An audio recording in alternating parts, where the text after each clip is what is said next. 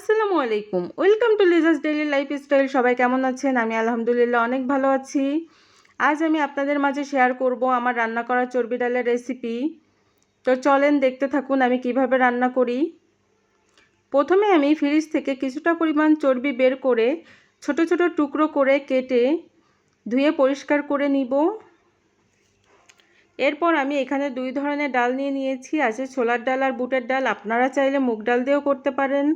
ডালগুলো আমি ভালোভাবে ধুয়ে পরিষ্কার করে নিয়েছি। আর অফ ক্যামেরায় চর্বি ডালের জন্য আমি প্রয়োজনীয় উপকরণগুলো কেটে রেডি করে নিয়েছি।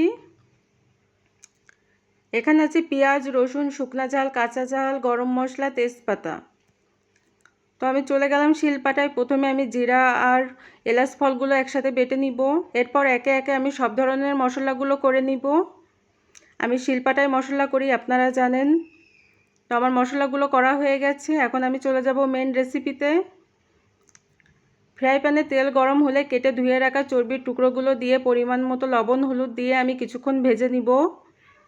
চর্বিতে একটু স্মেল থাকে, তাই স্মেলটা দূর করার জন্য আমি এখানে একটু গরম মশলা বাটা দিয়ে দিব।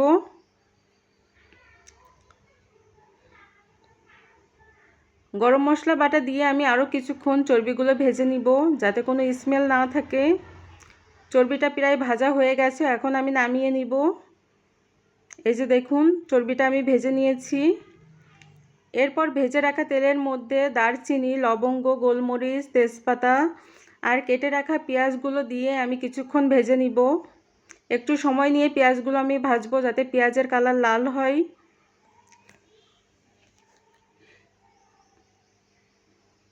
পেঁয়াজটা লাল হয়ে গেছে, এর মধ্যে আমি আদা বাটা, রসুন বাটা দিয়ে কিছুক্ষণ ভেজে নিব।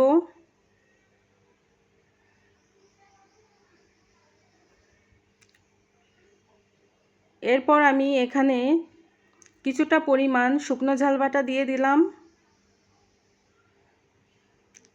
এবার আমি একসাথে মশলাগুলো আরও কিছুক্ষণ কষাবো। এখানে এবার আমি গরম মশলা বাটা দিয়ে দিলাম। এখন পরিমাণ মতো লবণ, পরিমাণ মতো হলুদ দিয়ে আমি মশলাটা আরও কিছুক্ষণ কষাবো, একটু সময় নিয়ে, যাতে মশলায় কোনো কাঁচা গন্ধ না থাকে। মশলাটা আমি 5 থেকে 7 মিনিট কষিয়ে নিয়েছি। এখন আমি মশলার মধ্যে ধুয়ে রাখা ডালগুলো দিয়ে দিলাম। ডাল দিয়ে আমি এখনও 5 থেকে 8 মিনিট কষাবো। কষানো হয়ে গেছে, এখন আমি পরিমাণ মতো পানি দিয়ে দিলাম। পানিটা ফুটে উঠলে আমি ডালের মিশ্রণটা প্রেসার কুকারে